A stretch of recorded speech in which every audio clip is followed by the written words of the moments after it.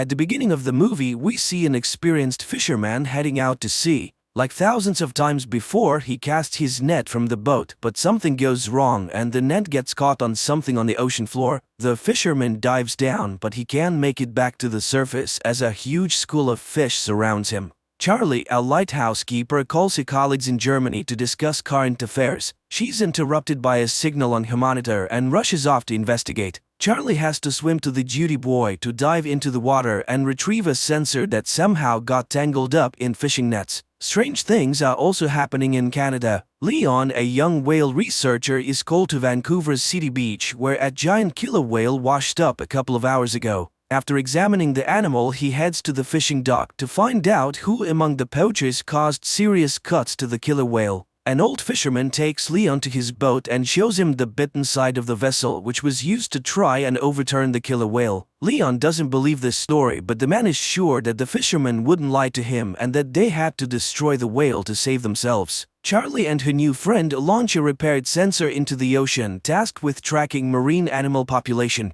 They notice methane ice fragments around the boat, which often rise to the surface, but today there are too many of them. Leon finally hears the whales and learns that they have been seen in various locations along the coast. Before heading out to sea, he calls his girlfriend Lizzie, who has already taken tourists on her boat to see killer whales in the wild. A giant whale appears next to Leon's boat. After freezing for a couple of minutes, the giant disappears underwater, but a whole pod of orcas takes its place. Lizzie takes the tourists onto the deck and everyone watches in awe as the whales appear. The humpback giant also appears next to the ship and the tourists are able to see it up close. The strange behavior of the whale pleases everyone except Leon, who tries to warn his friend but is too late. The next trick of the whale hits the metal of the boat. Leon arrives at the scene of the accident and tries to save those who survived the hit, but now a pod of orcas is hunting for the tourists. Leon is unable to save Lizzie. The action shifts to a French restaurant. After gathering fresh seafood at the market, the chef plans to prepare lobsters, but one of them shoots an unknown liquid into the man's face. After wiping his face, the chef continues working, but by evening he and two other cooks begin to feel ill.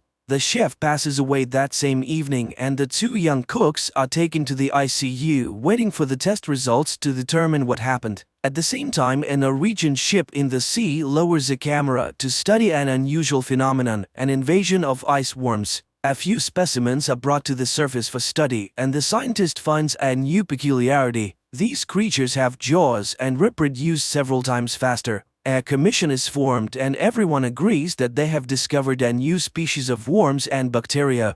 Leon talks to the owner of a fishing boat who was also a witness to the humpback whales attacking other boats the day before. In addition, Leon is shown another anomaly. The bottom of the ship that returned from the sea is covered with a thick layer of mollusks which has never been seen before. A group of scientists launches a sampler onto the seafloor to check the soil where worms were found, but due to a methane leak, an explosion occurs. The ship manages to survive, but the team is greatly frightened. The scientists are not only scared of the mistake during the operation, but also the results of the test. In addition to the worms on the seafloor, there are bacteria that eat ice and can reach the very bottom. Jess records a video message to Charlie when something strange suddenly happens and alarming readings appear on the monitors. The water under the ship starts boiling and something pulls it down into the depths.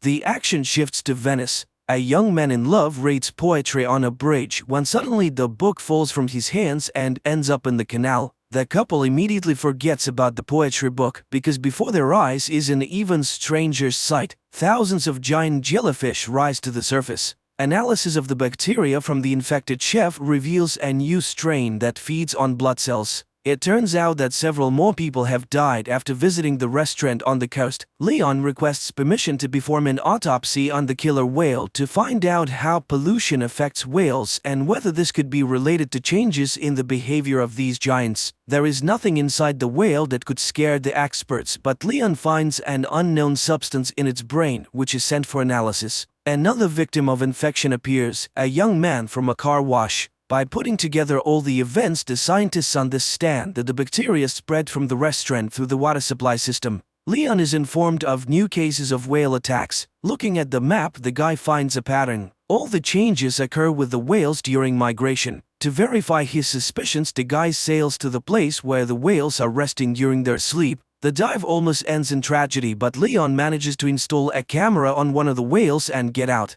Sigurd finds out that the Japanese have also found the worms, but they are not in a hurry to report it to the world. Recordings from the cameras are checked in 2 laboratories at once. Leon's footage shows that the whale pod descended to the very bottom, where they were met with strange glowing. Far from the events, a new incident occurs on the coast. Hordes of crabs crawl out onto the streets of a small village. Another shot of the seabed finally lifts the veil of mystery. It turns out that one of the oil and gas companies was drilling ice in a forbidden place and damaged the seabed for several kilometers. Leon has to sneak through a fence to get to the guarded port area to collect a few more mussels for analysis from the ship, but he's caught by security and arrested. In the morning, Mr. Sato, the Japanese owner of the ship, contacts Leon. He asks the guy not to trespass on his territory in this way again, but promises to provide access to all materials for study. Charlie only now receives the message recorded by Jess a few minutes before the tragedy. When the emotions subside, the girl manages to notice some peculiarities on the recording. For example, a glow behind a porthole. Crabs are being delivered to the laboratory, which have started to emerge on the surface in different parts of the world. As expected, they too are filled with a strange substance that absorbs blood cells at an incredible speed.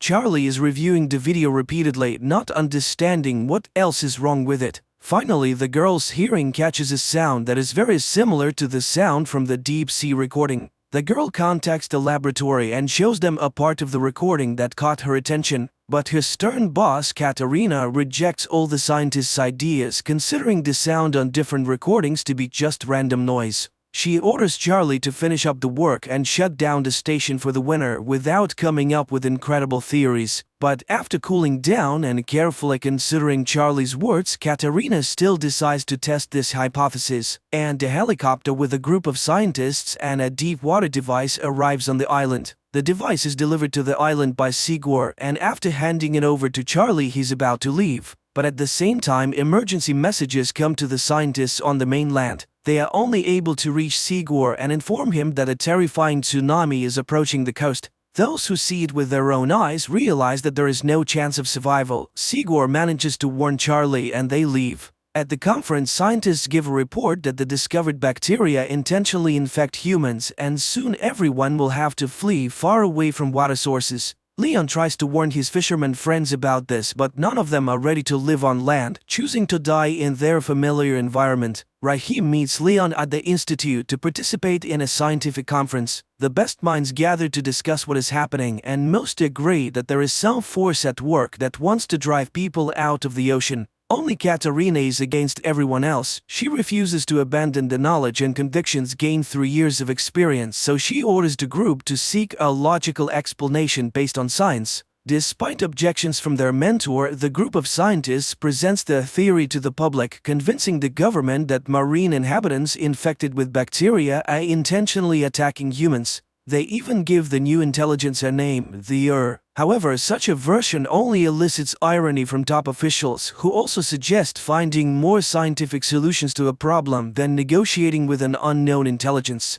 Astrophysicist Samantha Grove comes to the scientists' aid. Unlike politicians, she carefully studied the report and agrees that the strange sound on different recordings has all the characteristics of an unfamiliar world language. In addition, her team managed to capture the exact same signal from Antarctica. Another influential person, Japanese Mifuno, also believes in Sigurd's theory and agrees to finance his venture, hoping it will help to save the world. Sigurd assembles the team and informs them of the start of the mission. He suggests everyone think carefully and assess the risks, and those willing to go all the way will be waiting for an expedition to the Arctic in 48 hours. The scientists go home to say goodbye to their loved ones and warn them of their departure. The relatives of many try to persuade them to stay, but everyone understands that this is their last chance to fix something. According to scientists' calculations, the largest accumulation of intelligent bacteria is located in one of the valleys in Antarctica, where they could have lived for millions of years prior. The company is preparing to establish contact, and everyone is playing their role while giving interviews to a young journalist. Finally, the equipment on the ship starts buzzing with interference, and the scientists prepare to capture a signal from the mysterious organism.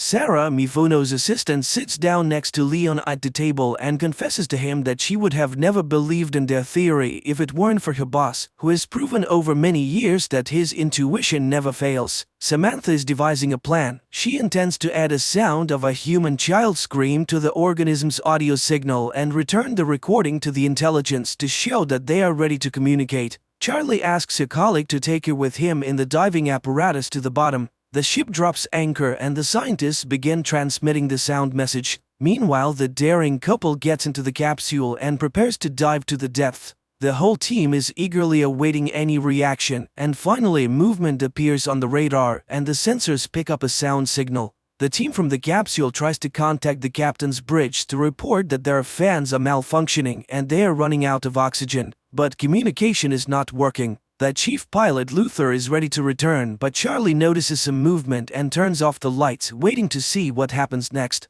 On the ship, they also notice something approaching. Sigor insists that the captain recall the submarine, but they can't reach the group. Luther doesn't want to risk anymore and he lifts the boat. On the ship, a hatch opens to receive the capsule into a special compartment. Charlie notices a strange glow appearing around them at that moment, but she doesn't tell anyone about it. Meanwhile, Samantha reports that they have managed to establish contact. The sound signal has returned and the child's cry has been altered as a sign that the bacteria understood the message from humans. Dr. Chase is looking for a way to cure those who have already been infected by the bacteria. Luther tells the journalist that he saw nothing at the depth, and everything Charlie saw was probably a figment of her imagination, just like the whole idea of intelligence. Nevertheless, Samantha tries to decipher the messages to assemble them into a response signal that the intelligence will understand. While staying in the compartment with the capsule, the journalist notices a glow in the pool. The lights on the ship go out and interference begins. When everything is restored, the captain sees the journalist's body fallen on the monitor. Chase tries to save the girl, and on her lips she notices a liquid resembling cerebrospinal fluid.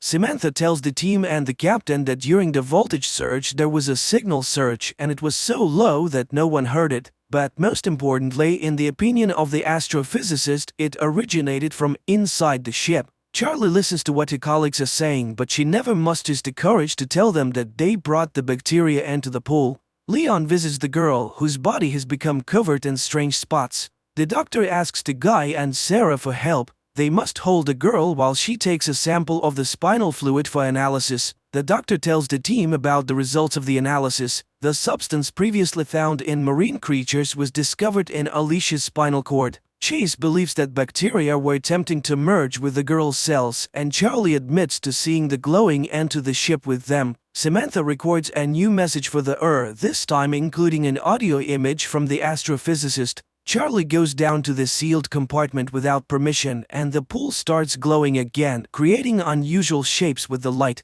At that moment, Samantha receives a response message from the entity which also contains an image.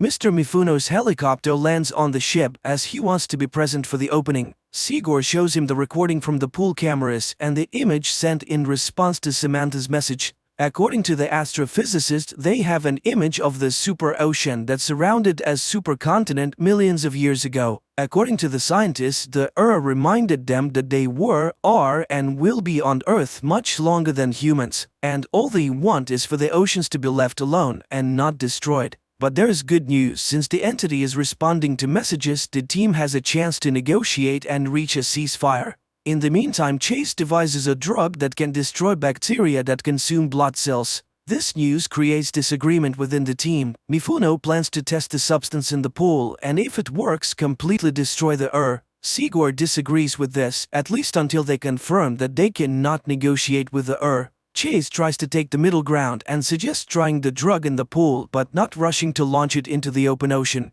Everyone gathers to watch the experiment. Chase launches the drug into the water, which immediately begins to rise, emitting a terrible scream that shatters the glass. The captain is informed that nothing is working on the ship and they are simply drifting in the waters of Antarctica. But worse, the ship is surrounded by icebergs. The vessel collides with an iceberg, but unexpectedly a blue glow takes it somewhere else. The captain orders the engines to be started to break free from the control of the He also doesn't understand why they don't pour all the drug they have on board into the water. But Sigurd tries to explain to the captain that everything that happened now is the price for his thoughtless experiment in the pool, and no one in the world will manufacture enough of the substance to destroy worldwide. The only way out is to make a truce. While the team is deciding how to negotiate with the entity traps the ship between the icebergs. Charlie hurries to the capsule to descend and deliver Luther's body to as a sign of complete obedience. Once at depth, Charlie changes her plan. She injects leukocytes into her heart that can merge with and opens the capsule door. The body falls under the control of and the icebergs release the ship while billions of lights envelop the girl underwater. Later, Charlie brings the ship to a deserted island. It opens its eyes and looks at the sky with glowing blue eyes. The series ends here. Please write in the comments what you think about this series.